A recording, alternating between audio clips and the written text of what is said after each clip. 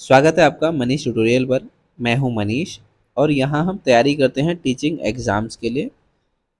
यहाँ में आपको मिलेगा साइंस सब्जेक्ट का complete guidance including theory, previous year question and practice MCQ, वो भी सिंपल, स्मार्ट और इजी तरीके से, जिसके लिए आपको चैनल को सब्सक्राइब करना होगा और वीडियो को लाइक। तो चलिए शुरू करते हैं आज की इस वीडियो, जहाँ पर हम इकोसिस्टम टॉपिक के अगले क्वेश्चंस देखने वाले हैं। ये सभी वो क्वेश्चन हैं जो कभी ना कभी पहले एग्ज़ाम में पूछे जा चुके हैं, तो आपको इन क्वेश्चंस को बहुत ध्यान से देखना है ताकि आप आने वाले एग्ज़ाम के लिए अपनी प्रेपरेशन को बेटर तरीके से कर पाएँ। क्वेश्चन है, trophic levels in A food chain show. जो एक फूड चेन होती है उसमें जो ट्रॉफिक लेवल्स होते हैं ये किसको दर्शाते हैं? ठीक है, फंक्शनल लेवल को, एनर्जी लेवल को, निश को, या रोल ऑफ स्पीसीज को। ठीक है, तो आपका जो यहाँ पर करेक्ट आंसर है वो है एनर्जी लेवल को। मान लो एक फूड चेन है, ठीक है, मान लो फूड चेन में मैंने पहले बताया प्रोड्यूसर, फिर मैंने बताया कंज्यूमर, कंज्यूम करने वाला। कंज्यूमर में दो तीन टाइप के हो सकते हैं, मैं इसको थोड़ा और इलेबोरेट कर देता हूँ। यहाँ पर है हमारे प्लांट्स, प्लांट्स को खाया हर्बीवोरस ने, प्लांट्स को खाने वाले एनिमल्स को बोलते हैं हर्बीवोरस। फिर यहाँ पे आ गए कार्निवोरस, फिर यहाँ पे आ गए टॉप कार्निवोरस। ठीक है, तो ये मेरा हो गया फर्स्ट ट्रॉफिक लेवल, ये प्रोड्यूसर हो गए फर्स्ट ट्रॉफिक लेवल पे, ये हो गया प्रोड्यूसर, ये होगा कंज्यूमर, सारे यहाँ से आगे। ठीक है, तो ये हो गया first trophic level, second trophic level, third trophic level, fourth trophic level. तो ये चार ट्रॉफिक लेवल से मैंने आपको इसको समझाया है, इस वाली फूड चेन को। ठीक है, तो जो ये पहला है, दूसरा है, तीसरा है, चौथा है, ये अपने आप में ट्रॉफिक लेवल है। तो ये क्या दर्शाते हैं? ये एनर्जी लेवल को दर्शाते हैं। कैसे? यहाँ पे सनलाइट है, सन है, सन से निकली सनलाइट। ठीक है, सन से क्या निकली? सनलाइट। इस सनलाइट का उपयोग किया प्लांट ने फोटोसिंथेसिस के दौरान और इसने बनाया एनर्जी। ठीक है, इसने एनर्जी बनाई, मान लो इसने 1000 की एनर्जी बनाई। ठीक है, 1000 KCl की एनर्जी बनाई, तो इसका जो 90% एनर्जी है वो वेस्ट हो जाती है। ठीक है, 90% एनर्जी जो है वो वेस्ट हो जाएगी। इस 90% एनर्जी जो वेस्ट हो जाएगी, किस में हो सकती है इसकी एनर्जी वेस्ट? ये हो सकती है इसके रेस्पायरेशन में, रेस्पायरेशन में इसकी एनर्जी वेस्ट हो जाती है। इसके मेटाबॉलिक प्रोसेस में, मेटाबॉलिक प्रोसेस में 90% एनर्जी वेस्ट हो जाती है। सिर्फ 10% ही एनर्जी जो है ये अपने वाले अगले जो नेक्स्ट ट्रॉफिक लेवल है वहाँ पर ट्रांसफ़र कर सकता है। तो इसका 10% एनर्जी इसके पास जाएगा, इसको जो एनर्जी मिली है इसका 10% ये अगले वाले ट्रॉफिक लेवल में जाएगा, और इसको जो एनर्जी मिली है उसका 10% सिर्फ अगले वाले ट्रॉफिक लेवल में पास ऑन होगा। ठीक है, तो यहाँ पर 10% एनर्जी ही पास ऑन होती है एक ट्रॉफिक लेवल से दूसरे ट्रॉफिक लेवल पर, इसीलिए इसको एनर्जी लेवल भी कहा जाता है। और ये जो 10% है, तो ये है 10% लॉ जो कि दिया था लिंडमैन ने। ठीक है, लिंडमैन ने दिया है 10% एनर्जी ट्रांसफ़र लॉ। ठीक है, तो इसलिए आपका ऑप्शन नंबर बी जो है यहाँ पे करेक्ट आंसर होगा। अगला क्वेश्चन है पिरामिड ऑफ एनर्जी। एनर्जी का पिरामिड हमेशा कैसा होता है? ठीक है, pyramid of energy always up inverted, always upright, sometime inverted and sometime upright, या नॉन ऑफ दिस। तो पिरामिड जो बनता है एनर्जी का, पिरामिड होता क्या है? पिरामिड एक ये स्ट्रक्चर होता है। ठीक है, पिरामिड इस स्ट्रक्चर को बोलते हैं जो मैंने आपको बताया है। ठीक है, ये है अपराइट। ठीक है, ऊपर की तरफ। पहचान कैसे होती है कि इसका बेस जो होना है, बेस चौड़ा होता है काफ़ी। ठीक है, बेस चौड़ा। इन्वर्टेड में क्या होता है? इन्वर्टेड में क्या होता है? इसका बेस ऊपर की तरफ होता है। ठीक है, और इसका टॉप जो है वो नीचे की तरफ होगा। ठीक है, यह है इन्वर्टेड पिरामिड की पहचान। तो पिरामिड ऑफ एनर्जी जो है वो कैसा होता है? हमेशा इन्वर्टेड रहेगा, हमेशा ऊपर की तरफ रहेगा, या कभी इन्वर्टेड कभी अपराइट हो सकता है। तो एनर्जी जो है वो हमेशा अपराइट ही रहेगा। एनर्जी जो है हमेशा एक ट्रॉफिक लेवल से दूसरे ट्रॉफिक लेवल में ट्रांसफ़र होती है, तो 10% उसका लॉ है। तो ये हमेशा अपराइट होता है एनर्जी का। ठीक है, हमेशा एनर्जी अपराइट होती है। जो पहले है उसके ऊपर सबसे ज़्यादा एनर्जी होती है, उसके ऊपर वाले पे एनर्जी कम होती है, उससे ऊपर वाले पे और एनर्जी कम होती है, उससे ऊपर वाले पे और एनर्जी कम होती है, और सबसे ऊपर वाले पे सबसे कम एनर्जी होती है। ठीक है, क्यों होती है वो मैं आपको पिछले क्वेश्चन में समझा चुका हूँ कि सबको सिर्फ 10% एनर्जी ट्रांसफर होती है। जितना मेरे को मिला, मेरे से मेरा 10% ही अगले में ट्रांसफर हुआ, फिर उसको मैंने जो एनर्जी दी थी उसका 10% अगले टॉपिक लेवल में ट्रांसफर हुआ है। ठीक है, तो ये है इसका एक पिरामिड का एनर्जी का कॉन्सेप्ट। ठीक है, चलते हैं अगले क्वेश्चन की तरफ। अगला क्वेश्चन है, which of the following elements play an important role in biological nitrogen fixation. जो नाइट्रोजन फिक्सेशन होता है उसमें कौन सा एलिमेंट जो है इम्पोर्टेंट रोल प्ले करता है। ऑप्शन है मोलिब्डेनम, मैग्नीज, कॉपर और जिंक। ठीक है, तो हम बात करते हैं पहले बायोलॉजिकल नाइट्रोजन फिक्सेशन की। ठीक है, बायोलॉजिकल नाइट्रोजन फिक्सेशन, यहाँ पर जो नाइट्रोजन फिक्सेशन है वो करता कौन है, वो करता है राइजोबियम। राइजोबियम। अगला इसका एग्जांपल आप देख सकते हो अजोटोबैक्टर। ठीक है, अगला इसका एग्जांपल हो सकता है नॉस्टॉक, एनाबिना, ANABAEN, एनाबिना हो सकता है। ठीक है, इनके अंदर क्या होता है, नाइट्रोजन फिक्सेशन के लिए एक एंजाइम प्रेजेंट होता है जिसको हम बोलते हैं नाइट्रोजिनेज, NITROGENASE। एक नाइट्रोजिनेज एंजाइम पाया जाता है, ये कन्वर्ट करता है N2 को NH3 में, N2 को NH3 में कन्वर्ट करता है। यही रेस्पॉन्सिबल होता है, अगर ये पाया जाएगा या नाइट्रोजिनेज एंजाइम होगा, वही ऑर्गेनिज्म नाइट्रोजन को फिक्स कर पाएगा, नाइट्रोजन फिक्सेशन कर पाएगा, मतलब N2 को अमोनिया में कन्वर्ट कर पाएगा। ठीक है, और ये जो एंजाइम है, इस एंजाइम को कार्य करने के लिए दो चीज़ें चाहिए। एक चाहिए मोलिब्डेनम, MO, दूसरा चाहिए आयरन। ठीक है, मोलिब्डेनम और आयरन इसको चाहिए इस नाइट्रोजिनेज को काम करने के लिए, या जो ये नाइट्रोजिनेज बनता है ये इस दो एलिमेंट से मिलके बनता है और जो आगे कार्य करता है।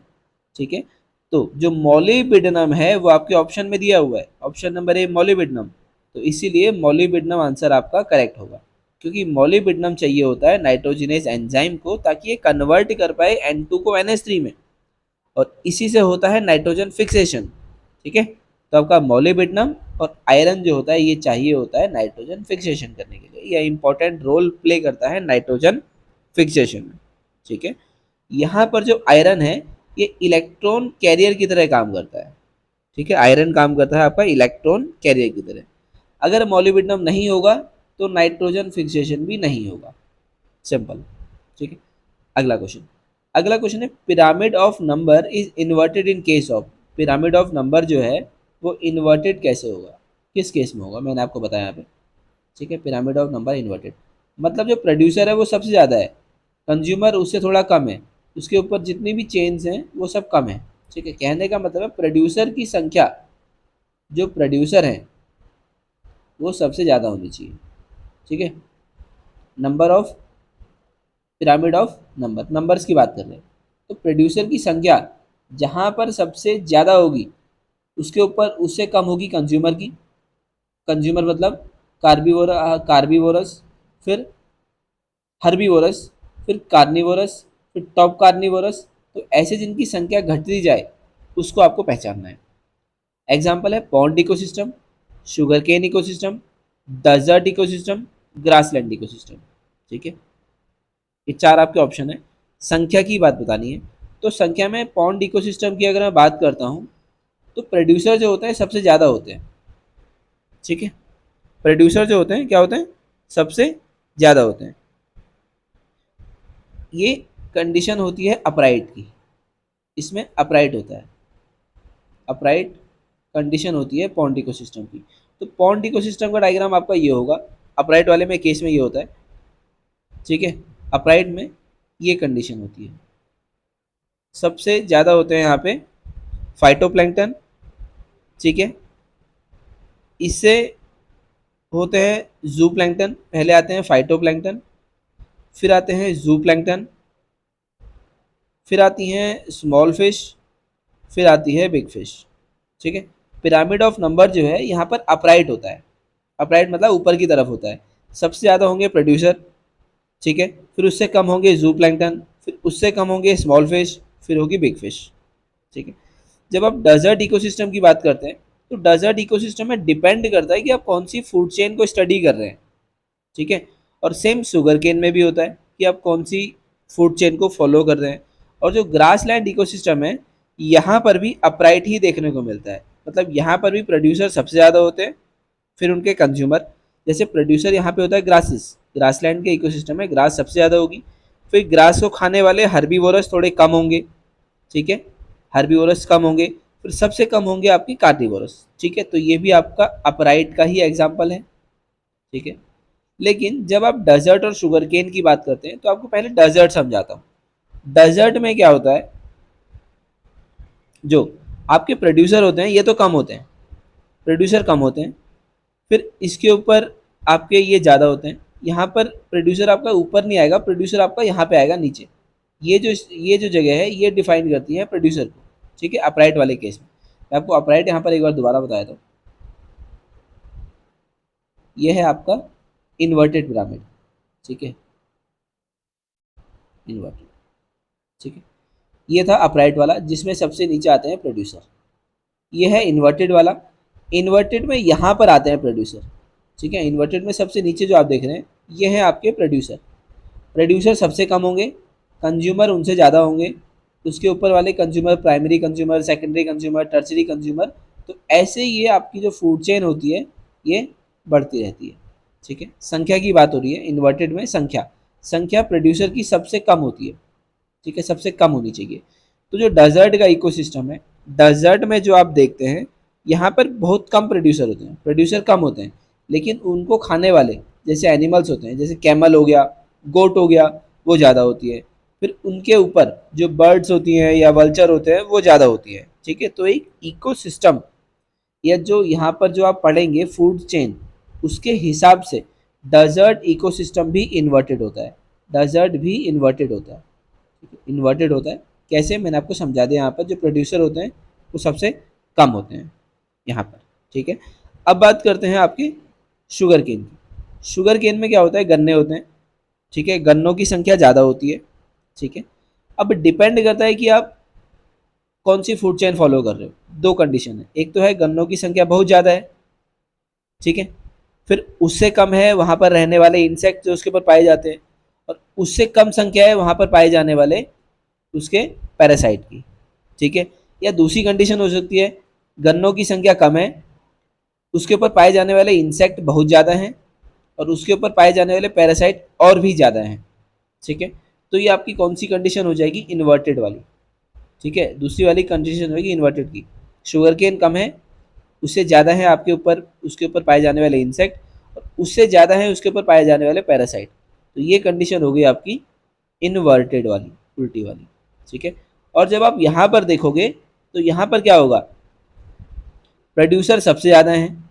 ठीक है, मतलब जो गन्ने हैं सबसे ज़्यादा हैं, उसके ऊपर पाए जाने वाले इंसेक्ट कम हैं, और उसके ऊपर पाए जाने वाले पैरासाइट कम है। ठीक है, तो ये हो गया आपका अपराइट। तो ये दोनों तरीके से शो कर सकता है गन्ने, शुगर केन जो है इसका इकोसिस्टम दोनों शो कर सकता है, डिपेंड करता है आप कौन सी फूड चेन को फॉलो करते हैं।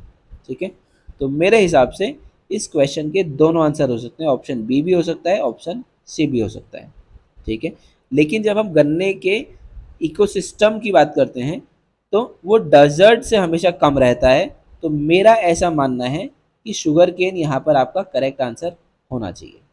ठीक है, लेकिन अलग अलग किताबों में हो सकता है आपको इसका आंसर डेजर्ट इकोसिस्टम भी देखने को मिल सकता है।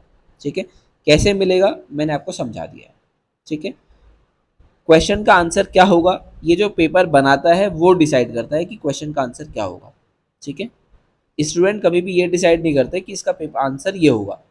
ठीक है, हाँ अगर क्वेश्चन गलत है या आंसर गलत है तो हम जस्टिफाई कर सकते हैं, लेकिन जब दो ऑप्शन में बहुत क्लोज सिमिलैरिटी होती है तो वो डिसाइड उस पर करता है जो क्वेश्चन बनाता है। ठीक है, जो पेपर सेटर होता है वो डिसाइड करता है कि इस क्वेश्चन का ये आंसर होगा। चलते हैं अगले क्वेश्चन पे। अगले क्वेश्चन में हमसे पूछा है which one of the following is a micro nutrient, इनमें से कौन सा माइक्रो न्यूट्रिएंट है।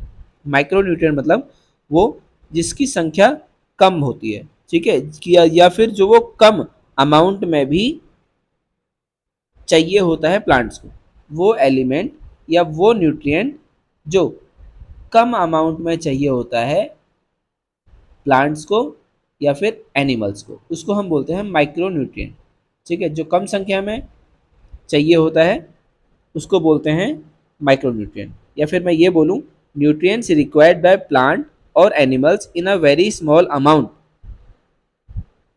Is called micro nutrient, but ये एसेंशियल होते हैं, ठीक है, बट ये एसेंशियल होते हैं, मतलब हाँ, ठीक है। आयरन है, कैल्शियम है, मैग्नीशियम है या नाइट्रोजन है, तो जो आपका करेक्ट आंसर है वो है आयरन। आयरन जो है माइक्रो न्यूट्रिएंट का एग्जाम्पल है, कम अमाउंट में चाहिए बट एसेंशियल है, ठीक है। अब मैं आपको कुछ माइक्रो न्यूट्रिएंट के एग्जाम्पल बता देता हूँ, ठीक है, और कुछ मैक्रो के, ठीक है, दोनों के एग्जाम्पल मैं आपको बता देता हूँ। माइक्रो न्यूट्रिएंट के जो आपके एग्जाम्पल हैं पहले वो बताता हूँ। माइक्रो न्यूट्रिएंट में आता है आपका आयरन, दूसरा आपका आता है मैंगनीज, मैंगनीज, तीसरा आपका आता है जिंक, ये माइक्रो के एग्जाम्पल हैं। फिर आता है बोरॉन, फिर आता है निकल, फिर आपका आता है यहाँ पे क्लोरीन, ठीक है, ये आपके कॉमन एग्जाम्पल हैं। बात करते हैं मैक्रो की, तो मैक्रो में आपका आता है कार्बन, आता है कार्बन है, हाइड्रोजन है, ऑक्सीजन है, नाइट्रोजन है, फॉस्फोरस है, पोटाशियम है, कैल्शियम है, कैल्शियम के बाद मैग्नीशियम है, मैग्नीशियम के बाद सल्फर है, ठीक है। ये आपके सारे एग्जाम्पल हैं मैक्रो के, और ये आपके एग्जाम्पल हैं माइक्रो के, ठीक है। तो तब तक आप इनको याद करिए, फिर मिलते हैं आपसे नेक्स्ट वीडियो में। तब तक वीडियो आपको कैसी लगी आप कमेंट सेक्शन में बता सकते हैं।